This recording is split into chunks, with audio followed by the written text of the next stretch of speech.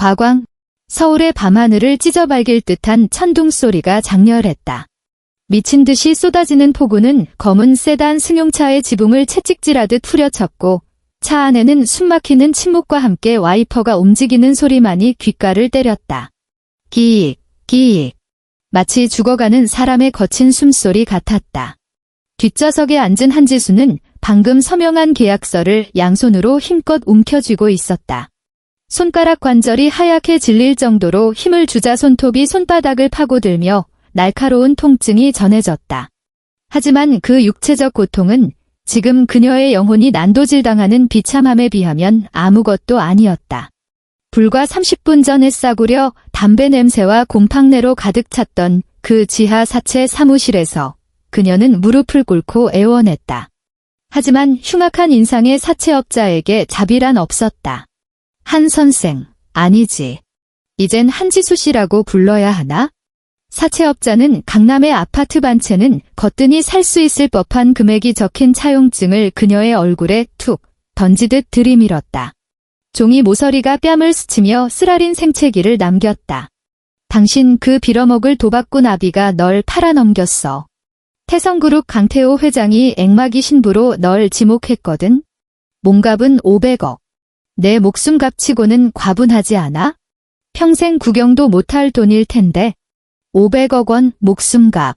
차창밖에 네온사인이 빗물에 번져 기괴하게 일그러졌다. 마치 지금 그녀의 꼬여버린 인생처럼. 한때 서울대병원 흉부외과 최연소 신의 손이라 불리며 수술대 위에서 사신과 싸워 이기던 천재 의사 한지수. 그러나 지금은 전 남자친구의 죄를 뒤집어쓰고 의사 면허를 박탈당한 전과자이자 아버지의 도박빚 대신 팔려가는 상품일 뿐이었다. 도착했습니다. 운전기사의 목소리는 차가운 빗물처럼 건조했다. 문이 열리자 흙냄새 섞인 습하고 차가운 바람이 차 안으로 들이닥쳐 지수의 헝클어진 머리카락을 어지럽혔다. 그녀는 고개를 들어 빗줄기 너머 산중턱에 웅크리고 있는 거대한 괴물 같은 저택을 바라보았다. 태성그룹 회장의 사택. 그것은 집이라기보다 거대하고 침묵하는 무덤에 가까웠다. 결혼을 알리는 붉은 장식도, 축하 화환도 그 흔한 청사초롱 하나 없었다. 오직 검은 정장을 입은 경호원들이 묘비처럼 비를 맞으며 서서 표정 없는 얼굴로 그녀를 응시할 뿐이었다. 지수는 깊게 숨을 들이마셨다. 폐부로 스며드는 차가운 공기가 공포로 떨리는 몸을 아주 조금 진정시켜 주었다. 그녀는 몸에 맞지 않아 헐렁한 웨딩드레스 자락을 움켜쥐고 차에서 내렸다. 빗물이 고인 돌바닥 위로 하이힐 굽이 닿을 때마다 탁, 탁 하는 타여름이 울렸다. 한 걸음 한 걸음이 마치 자신의 심장을 짓밟은 것만 같았다. 이건 결혼식이 아니다. 장례식이다. 소문에 따르면 강태호 회장은 피에 굶주린 미치광이라고 했다. 전처 5명은 모두 신혼 첫날 밤 기이한 죽음을 맞이했다. 누군가는 학살당했다고 했고 누군가는 공포에 질려 쇼크사했다고 했다. 들려나가는 시신들의 얼굴에는 하나같이 극도의 공포가 서려 있었다고. 그리고 오늘 밤 그녀가 6번째 제물이었다. 현관을 지나 대청으로 들어서자 거대한 크리스탈 샹들리에가 창백한 빛을 뿜어내며 대리석 바닥을 거울처럼 차갑게 비췄다. 양옆으로 도열한 고용인들은 고개를 숙인 채 죽은 듯 침묵했고 그 정막 속에서 지수의 구두 소리만이 공허하게 울려 퍼졌다. 이쪽입니다. 한지수 씨. 50대 중반으로 보이는 여집사가 입을 열었다. 한 올의 흐트러짐도 없이 빗어넘긴 머리. 그리고 신임 안주인을 향한 존중이라고는 찾아볼 수 없는 눈빛. 그 눈에는 시체를 바라보는 듯한 동정과 은밀한 조소가 담겨 있었다. 지수는 2층 복도 끝, 육중한 마호가니 문 앞에 멈춰섰다. 문은 압도적으로 높았고 짙은 붉은색 칠은 조명을 받아 마치 말라붙은 핏자국처럼 번들거렸다. 집사가 멈춰서서 뒤를 돌았다. 입꼬리가 기묘하게 비틀려 올라갔다. 회장님께서는 소란스러운 걸 싫어하십니다. 안에서 무슨 일이 일어나든 비명은 너무 크게 지르지 않는 게 좋을 겁니다. 방음이 워낙 잘 되긴 하지만요. 집사는 가볍게 목례를 하고는 뒤도 돌아보지 않고 사라졌다. 고양이처럼 기척 없는 발걸음은 순식간에 어둠 속으로 녹아들었다. 지수는 문 앞에 홀로 남겨졌다. 심장이 흉곽을 부술 듯 쿵, 쿵, 쿵 교동쳤다. 이명이 들릴 정도로 극심한 긴장감이 온몸을 짓눌렀다. 살아남아야 한다. 머릿속에는 오직 그 생각뿐이었다. 누명을 벗고 빚을 갚기 위해서 그녀는 반드시 오늘 밤을 넘겨야 했다. 그녀는 떨리는 손을 뻗어 차가운 황동 손잡이를 잡았다. 철컥. 잠금 장치가 풀리는 소리가 정적을 날카롭게 갈랐다. 지수가 문을 밀고 들어가자마자 비릿하고 역겨운 쇠냄새가 훅 끼쳐왔다. 이건 피 냄새. 방 안은 불이 꺼져 있어 칠흑 같았다. 창밖에서 번쩍이는 번개가 간헐적으로 실내를 비췄다. 그 창백한 섬광 속에서 지수는 소름 끼치는 광경을 목격했다. 도사룡 칼을 든 악마는 없었다. 거대한 앤티크 침대 아래 카페트 위에는 한 거구의 남자가 고통스럽게 몸을 비틀고 있었다. 그것은 짐승이 죽어가며 내뱉는 신음처럼 억눌리고 고통스럽고 절박했다. 화르릉. 다시 한번 번개가 내리꽂히며 방 안을 대나처럼 밝혔다. 지수는 드디어 남자의 얼굴을 똑똑히 보았다. 강태호. 한국 경제의 숨통을 쥐고 흔드는 폭군. 하지만 지금 그는 종이장처럼 창백한 얼굴에 이마에는 핏대 선혈관들이 지렁이처럼 꿈틀대고 있었다. 그는 자신의 목을 양손으로 죽일 듯이 조르고 있었다. 손톱이 피부를 파고들어 선혈이 목덜미를 타고 흘러내려 하얀 셔츠 깃을 붉게 물들이고 있었다. 사람을 죽이는 게 아니다. 자살하려는 건가? 아니다. 의사로서의 본능이 공포를 집어삼켰다. 지수의 동공이 수축했다. 그녀는 그 소리를 들었다. 기도가 강제로 폐쇄될 때 나는 날카로운 협착음, 그리고 전신을 뒤흔드는 비자발적인 경련. 이건 정신병 발작이 아니다. 응급 상황이다. 살려. 강태호의 목구멍에서 깨진 유리 조각 같은 쉰소리가 새어나왔다. 폭력으로 가득 차 있어야 할 그의 눈은 붉게 충혈된 채 문과의 선지수를 필사적으로 응시하고 있었다. 그 눈빛에 살인은 없었다. 오직 처절한 생존 본능만이 있을 뿐. 지수의 뇌가 0.1초간 하얗게 비워졌다가 곧바로 응급실에서 수없이 단련된 근육기억이 신체를 지배했다. 그녀는 거추장스러운 하이힐을 벗어던지고 무거운 드레스 자락을 걷어 올린 채 화살처럼 튀어나갔다. 강태호 씨, 제 말 들려요? 지수는 그 옆에 무릎을 꿇었다. 딱딱한 바닥에 무릎이 쾅 부딪혔지만 통증조차 느껴지지 않았다. 그녀는 재빨리 손을 뻗어 그의 경동맥을 짚었다. 맥박이 없다. 아니, 극도로 미약하고 불규칙하게 떨리고 있다. 그의 몸은 불덩이처럼 뜨거웠고 근육은 돌처럼 굳어 있었다. 지수의 손가락이 그의 목을 훑어내렸다. 손끝에 전해지는 감각의 등골이 서늘해졌다. 후두 부종. 기도가 완전히 막혀 있었다. 이대로 2분이 지나면 수천억 제국을 거느린 이 남자는 시체가 된다. 그리고 그녀는 유일한 용의자가 되어 오 남편 살해라는 죄명을 쓰고 지옥으로 떨어질 것이다. 젠장. 지수는 낮은 욕설을 내뱉으며 주변을 둘러보았다. 방 안은 휑했다. 구급상자도, 메스도, 흔한 과도조차 보이지 않았다. 강태호의 몸이 격렬하게 경련하기 시작했다. 눈동자가 뒤집히고 입술은 이미 끔찍한 청자색으로 변해 있었다. 시간이 없다. 지수의 시선이 테라스 쪽 와인 진열장에 꽂혔다. 그녀는 벌떡 일어나 와인잔 하나를 집어들고 테이블 모서리에 쨍그랑 하고 내리쳤다. 날카로운 파열음이 방 안을 갈랐다. 그녀는 가장 예리한 유리 조각 하나를 집어들고 머리에 꽂혀있던 다이아몬드 머리핀을 뽑아냈다. 순은으로 만들어진 핀 끝은 날카롭게 갈려 있었다. 다시 강태호 옆으로 돌아온 그녀는 그의 목에 감긴 수천만 원짜리 실크 넥타이를 거칠게 풀어 헤쳐 상박에 단단히 묶어 지혈대를 만들었다. 강 회장님, 살아나면 웨딩드레스 값은 꼭 물어내요. 지수는 이를 악물었다. 목소리는 소름 끼칠 정도로 침착했다. 그녀는 유리 조각으로 강태호의 셔츠 단추를 뜯어내듯 잘라내 탄탄한 흉곽을 드러냈다. 마취도 소독도 없다. 윤상갑상막 절개술을 해야 한다. 조금만 참아요. 말이 끝남과 동시에 지수의 손에 들린 다이아몬드 핀이 정확하게 그의 목을대 아래 윤상갑상막을 뚫고 들어갔다. 푹. 지수의 귀에는 천둥 소리보다 더 크게 들리는 살이 뚫리는 미세한 소리. 그 직후 길고 탐욕스러운 흙기음이 터져나왔다. 후. 가는 머리핀 구멍을 통해 공기가 강태호의 폐 속으로 빨려 들어갔다. 터질 듯 팽팽했던 그의 몸이 크게 한번 요동치더니 바람 빠진 풍선처럼 바닥으로 늘어졌다. 지수는 멈추지 않았다. 한 손으로는 핀을 고정하고 다른 한 손으로는 그의 손목 맥박을 체크했다. 두근, 두근, 두근. 미약하지만 규칙적인 리듬이 돌아오고 있었다. 비는 여전히 내리고 창밖의 천둥 소리도 멈추지 않았지만 방 안을 지배하던 죽음의 침묵은 깨졌다. 오직 두 사람의 숨소리만이 거칠게 얽혀 허공을 채웠다. 그제야 지수는 온몸에 힘이 빠져나가는 것을 느꼈다. 식은땀이 등을 적셨다. 그녀는 피범벅이 된 자신의 손을 내려다보았다.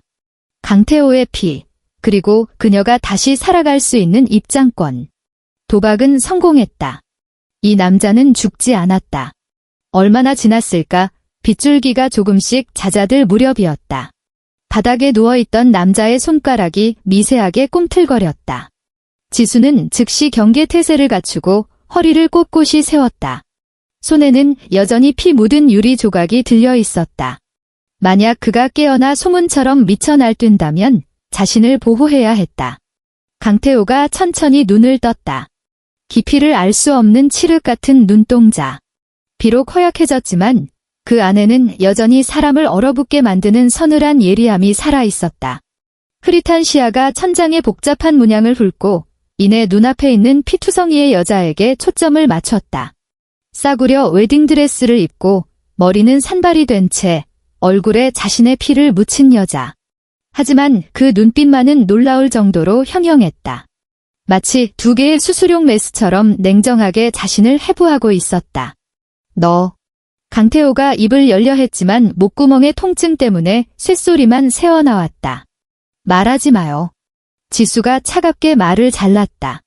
의사로서의 위험이 서린 목소리였다. 성대가 다쳤어요. 함부로 움직이면 출혈이 생깁니다. 전 한지수입니다. 당신의 6번째 아내이자 방금 당신을 저승 문턱에서 끌고 온 사람이고요. 강태호는 눈을 가늘게 뜨고 그녀가 쥐고 있는 유리 조각을 바라보았다. 입가에 희미하고 냉소적인 비웃음이 걸렸다. 날 죽이러 온 건가? 죽이고 싶었으면 그냥 팔짱 끼고 구경만 했겠죠? 그럼 지금쯤 당신 몸은 싸늘하게 식어 있었을 테니까.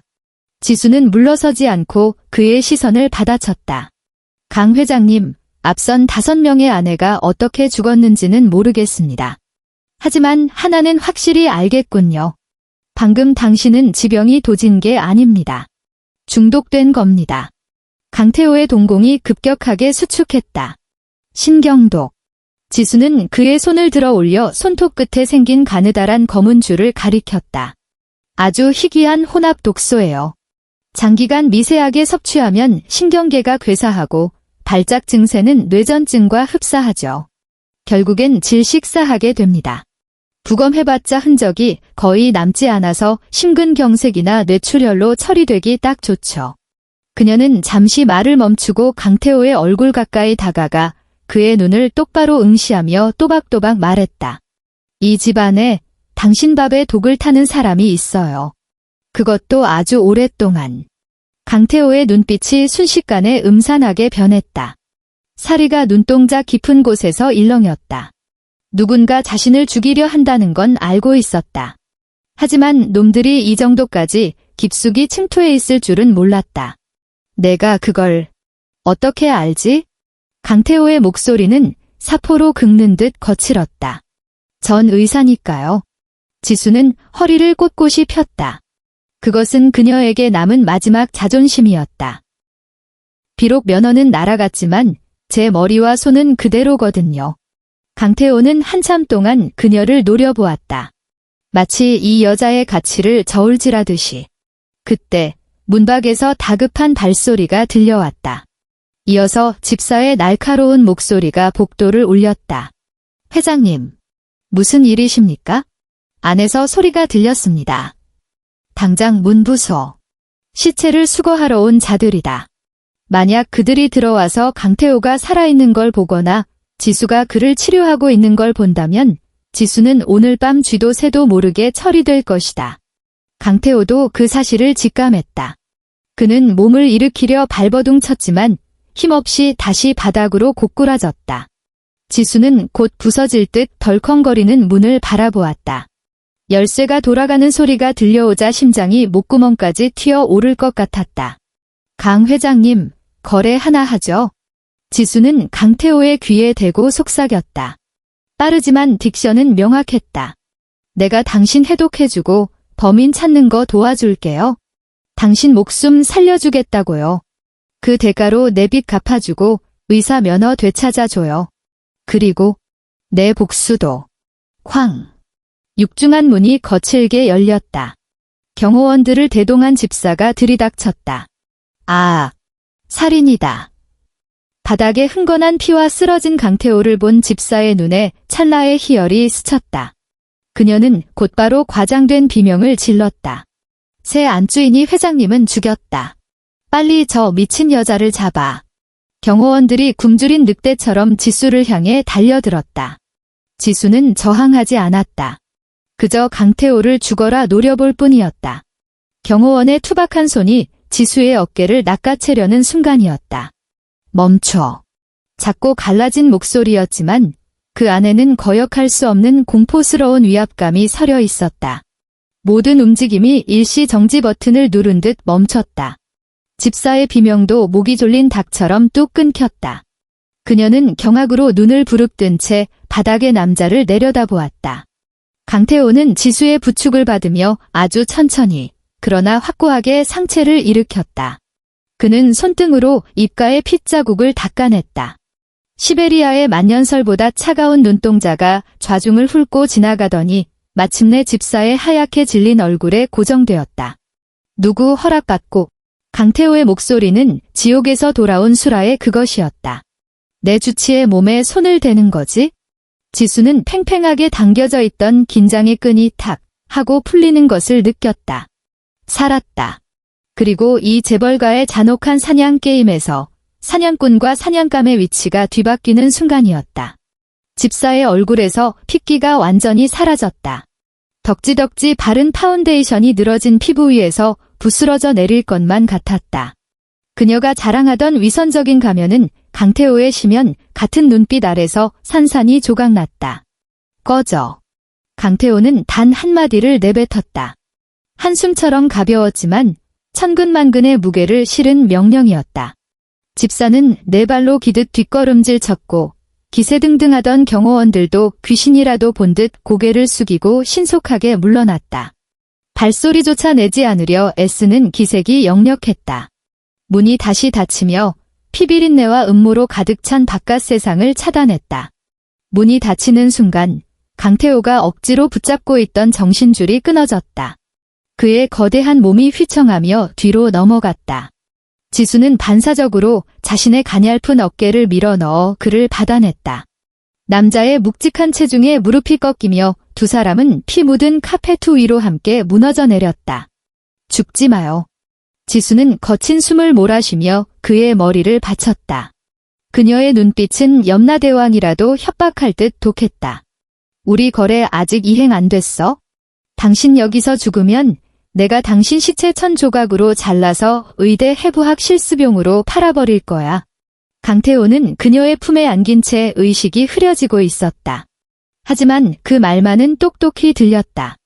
그의 입꼬리가 아주 힘겹게 움직였다. 웃으려는 것 같았지만 결국 흘러나온 것은 희미한 속삭임뿐이었다. 거래 성립. 그로부터 3시간은 오롯이 한지수만의 전장이었다. 무영등도, 간호사도, 정밀한 의료기기도 없었다.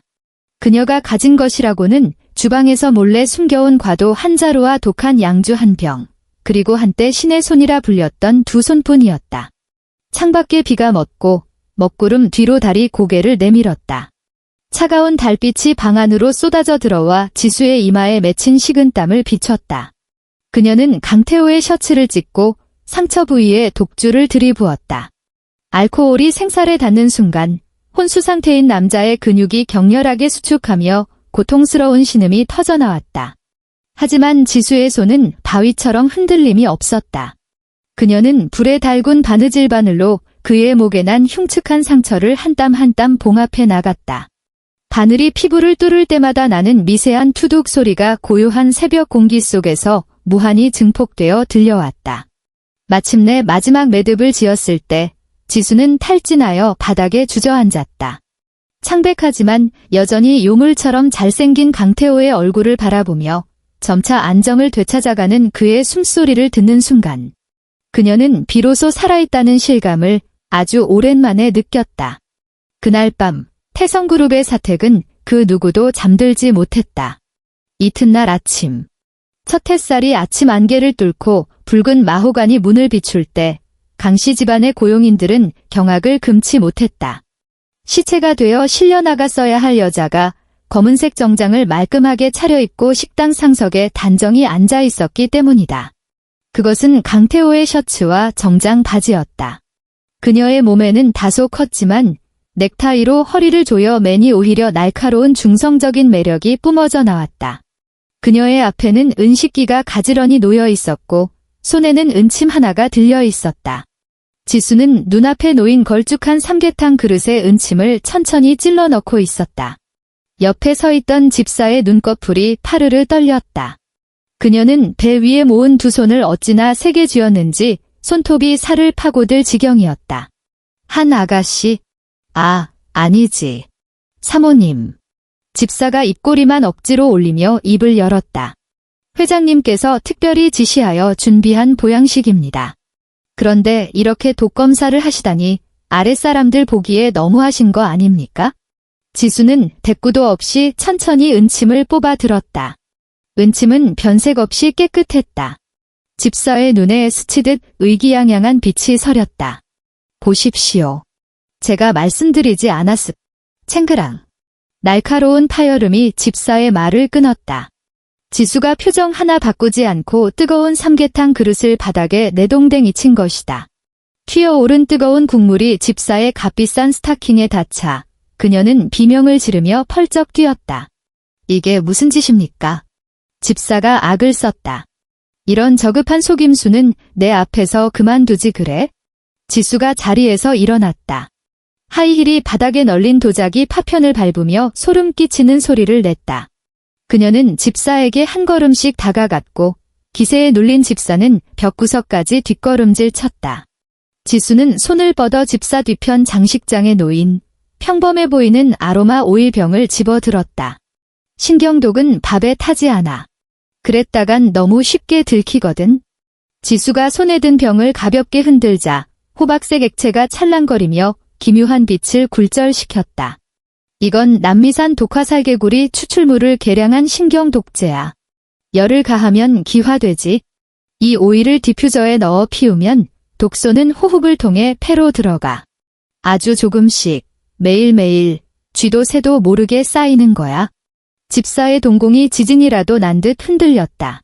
입술이 달달 떨렸지만 반박할 말은 한마디도 나오지 않았다. 강태호가 신혼 첫날 밤마다 발작을 일으킨 건 그날 밤마다 방 안의 분위기를 도둔답시고 이 향을 피웠기 때문이겠지? 안 그래?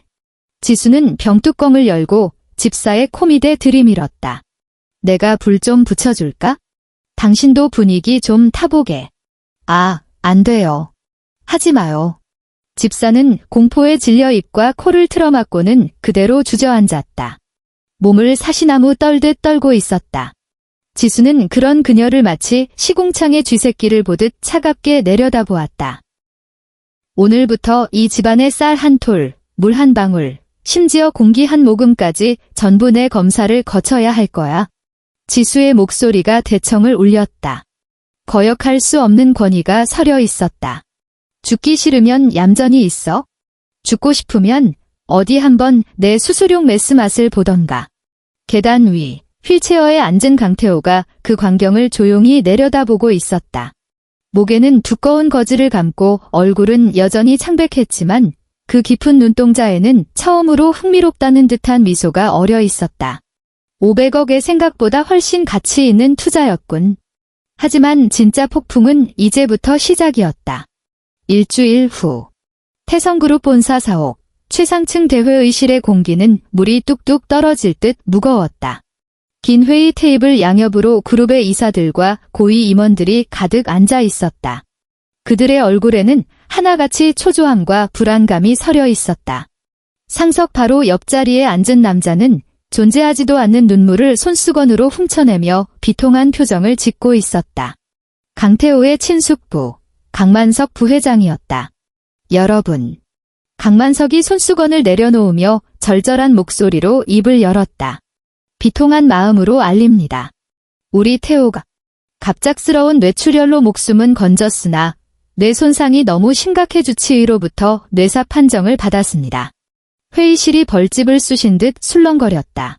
파리떼가 윙윙거리는 듯한 귓속말이 터져나왔다. 이게 무슨 소리야? 회장님이 아직 저렇게 젊은데 그럼 그룹은 어떻게 되는 겁니까? 주가가 벌써 곤두박질 치고 있어요. 조용히 하십시오. 강만석이 책상을 쾅쾅 내리쳤다. 입가에 스치는 비릿한 미소는 순식간에 사라졌다. 회사가 하루라도 경영 공백이 있어서는 안 됩니다. 태성그룹의 미래를 위해 그리고 수만 명 임직원의 생계를 위해 태호의 숙부이자 부회장인 제가 나서서 사태를 수습하려 합니다. 그가 옆에 있던 비서에게 눈짓했다. 비서가 즉시 준비해둔 문서를 대형 스크린에 띄웠다. 지분 양도 합의서와 회장 직무대행 선임안이었다. 이건 태호가 생전에 남긴 위임장입니다. 만약 자신에게 신변의 변화가 생기면 제가 그룹 업무를 전권 대행하도록 되어 있습니다. 강만석이 자리에서 일어나 양손으로 책상을 짚었다. 그의 탐욕스러운 시선이 좌중을 훑었다. 이의가 없다면 바로 표결을 시작하겠습니다. 그때였다. 굳게 닫혀있던 회의실의 육중한 양문이 쾅 하는 굉음과 함께 열렸다. 깜짝 놀란 사람들이 일제히 문 쪽을 돌아보았다. 문이 서서히 열리고 역광 속에서 하얀 의사 가운을 입은 여자가 휠체어 하나를 밀고 들어왔다. 휠체어에 앉은 남자는 고개를 옆으로 떨군 채 눈을 감고 있어 정말로 의식을 잃은 듯 보였다. 그리고 휠체어를 미는 여자. 머리를 높게 묶고 칼날 같은 눈빛을 한 그녀는 바로 한지수였다. 누가 이의가 없다고 했습니까? 지수의 맑고 힘있는 목소리가 탁한 회의실 공기를 갈랐다. 강만석의 얼굴이 일그러졌다. 그는 코웃음을 쳤다. 한지수. 의료사고로 면허 취소당한 돌팔이 의사가 여길 어떻게 들어온 거야? 보안팀 어디 갔어? 소리 질러도 소용없습니다. 지수는 쏟아지는 시선을 무시한 채 휠체어를 밀고 회의 테이블 맨 앞까지 성큼성큼 걸어갔다. 당신네 보안팀, 단체 식중독으로 지금쯤 화장실에서 설사하느라 바쁘거든요. 그녀는 걸음을 멈추고 휠체어를 사람들 쪽으로 돌린 뒤 주머니에서 USB를 꺼내 프로젝터에 꽂았다. 스크린의 화면이 순식간에 바뀌었다. 위조된 위임장은 사라지고 충격적인 의료 차트와 혈액 분석 보고서가 나타났다. 뇌사라고요? 지수가 차가운 웃음을 흘리며 레이저 포인터로 스크린 위 곡선을 가리켰다. 이건 강 회장님의 오늘 아침 뇌파 검사 결과입니다. 파형이 아주 활발하죠? 여기 앉아서 계산기나 두드리는 몇몇 분들보다 훨씬 더 맑은 상태입니다. 거짓말. 강만석이 책상을 치며 벌떡 일어났다. 저건 조작된 거야. 태호는 분명히 이미 당신이 먹인 독에 중독되어 죽었어야 했다. 이 말입니까? 지수가 말을 낚아채며 강만석을 쏘아보았다. 강 부회장님, 모르셨나 본데 그 신경독은 대사가 빠르긴 해도 손톱과 모발에는 최소 3개월간 잔류합니다. 지금 당장 회장님 손톱 깎아서 감식이라도 해드릴까요? 좌중이 경악하며 웅성거렸다. 강만석의 얼굴이 불그락푸르락해지며 이마에 핏대가 솟았다. 천려일실이었다. 굴러들어온 돌멩이 같은 여자가 해독은 물론이고 독의 출처까지 밝혀낼 줄은 꿈에도 몰랐다. 헛소리 집어치워. 강만석이 격분하여 프로젝터 선을 뽑으려 달려들었다. 저 미친 여자를 당장 끌어내. 내 재산을 노리고 수작을 부리는 거야. 그의 손이 전선에 닿으려는 찰나였다. 창백하지만 힘줄이 붉어진 커다란 손이 불쑥 나타나 강만석의 손목을 낚아챘다. 휠체어 위에서 혼수 상태였던 강태호가 천천히 눈을 떴다. 그 눈빛은 실로 공포 그 자체였다. 도마 위에서 파닥거리는 물고기를 보는 듯한 차갑고 잔인하고 조소 어린 눈빛. 삼촌. 강태호의 목소리는 아직 잠겨 있었지만 오랜 시간 정점에 서 있던 자만이 뿜어낼 수 있는 위압감이 회의실 전체를 짓눌렀다. 내 재산을 당신 따위가 탐을 내. 우두둑. 소름 끼치는 뼈 부러지는 소리가 울렸다. 아. 강만석이 돼지멱다는 비명을 질렀다. 강태호의 악력에 손목 관절이 으스러진 것이다. 강태호는 쓰레기를 버리듯 그의 손을 툭 쳐냈다. 그가 휠체어에서 천천히 몸을 일으켰다. 다소 야윈 모습이었지만 꼿꼿하게 선 그 자태는 마치 거대한 소나무 같아서 이사들은 저도 모르게 숨을 죽였다. 내가 없는 며칠 동안 아주 활발하게들 움직이셨더군. 강태호가 옷깃을 정리하며 자중을 둘러보았다. 방금 전까지 강만석에게 동조하던 이들은 책상 밑으로 머리를 쳐박고 싶어 했다. 강만석은 식은땀을 줄줄 흘리며 고통스러워했지만 허약해 보이는 강태호의 모습을 보자하게 바친 살기가 솟구쳤다. 어차피 끝난 마당이었다. 독살 시도가 들통난 이상 감옥행은 피할 수 없다. 그럴 바엔 차라리 너 죽고 나 죽자. 죽어버려. 강만석이 품 안에서 날카로운 페이퍼 나이프를 꺼내 들었다. 방금 전 챙겨둔 것이었다. 그가 미친 개처럼 포효하며 강태호에게 달려들었다. 거리가 너무 가까웠다. 경호원들은 문 밖에 있어 반응할 수 없었고 강태호는 막 해독을 끝낸 상태라 몸이 말을 듣지 않았다. 서슬퍼런 칼날이 강태호의 심장에 박히려는 절체절명의 순간 하얀 그림자가 번개보다 빠르게 두 사람 사이를 파고들었다. 한지수였다. 그녀는 피하지도 몸으로 칼을 막지도 않았다. 최고의 외과 의사인 그녀는 인체의 구조를 그 어떤 살인 청부업자보다 더 완벽하게 꿰뚫고 있었다. 지수의 왼손이 뱀처럼 뻗어나가 칼을 쥔 강만석의 손목 안쪽, 뇌관열을 정확히 파고들었다. 엄지손가락에 체중을 실어 짓눌렀다. 강만석은 팔에 전기가 통하는 듯한 극심한 마비감을 느끼며 비명을 질렀다. 손에 힘이 풀려 칼이 챙그랑 바닥으로 떨어졌다. 그 틈을 놓치지 않고 지수는 오른손을 꽉 쥐었다. 툭 튀어나온 중지관절로 강만석의 겨드랑이 안쪽, 내과신경 다발을 정확하게 가격했다. 퍽! 군더더기 없이 빠르고 정확하고 잔인한 일격이었다. 강만석은 비명조차 지르지 못했다. 반신이 마비된 듯 힘이 빠지며 무릎이 꺾였고 쿵 하는 둔탁한 소리와 함께 바닥에 처박혔다. 정정만이 감도는 회의실. 그 무릎 꿇는 소리는 처형 선고처럼 들렸다. 지수는 바닥에 널브러진 강만석을 내려다보며 손에 묻지도 않은 먼지를 툭툭 털어냈다. 그녀의 말투는 수술 일정을 논의하듯 건조했다. 인체에는 720개의 경혈이 있고 그중 108개는 치명적이며 36개는 즉사시킬 수 있습니다. 강 부회장님, 한 번만 더 움직이시면 남은 평생을 조카분처럼 휠체어 신세지게 해드리죠. 회의실은 숨소리조차 들리지 않을 만큼 고요했다. 모두가 넋을 잃고 하얀 가운을 입은 여자를 바라보았다. 저 여자는 연약한 액막이 신부가 아니었다. 백위를 입은 수라였다. 강태호는 그녀의 등 뒤에서 가냘프지만 강철처럼 단단한 뒷모습을 바라보았다.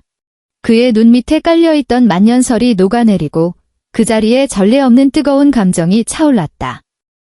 그는 손을 뻗어 지수의 어깨를 감싸 안았다.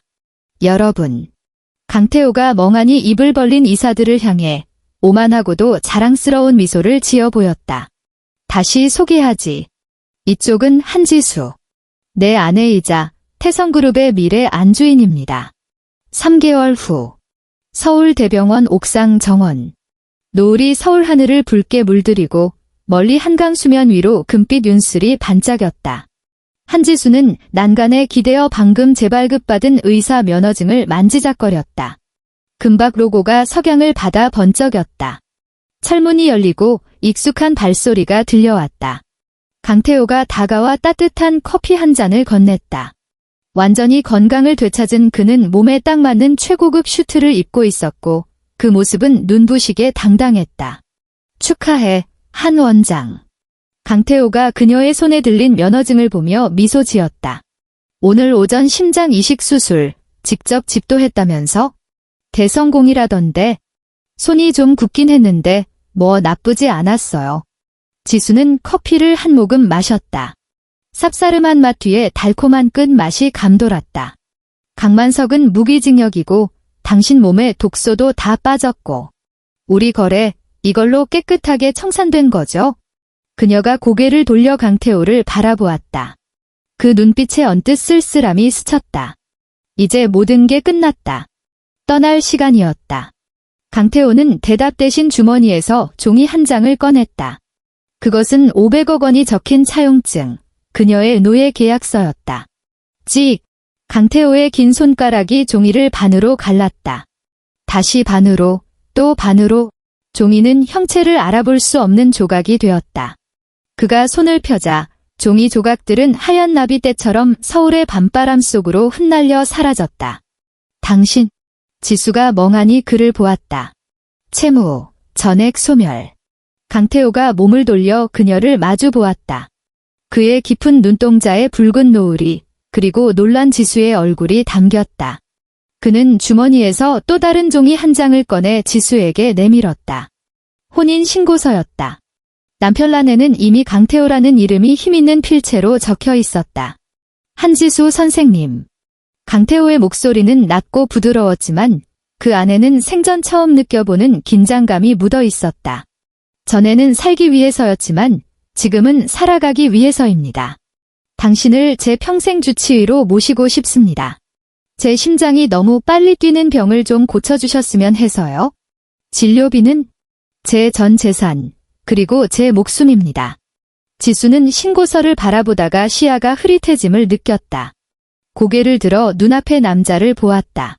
한때 폭군이라 불렸던 남자가 지금은 첫사랑에 빠진 소년처럼 그녀의 판결을 기다리고 있었다.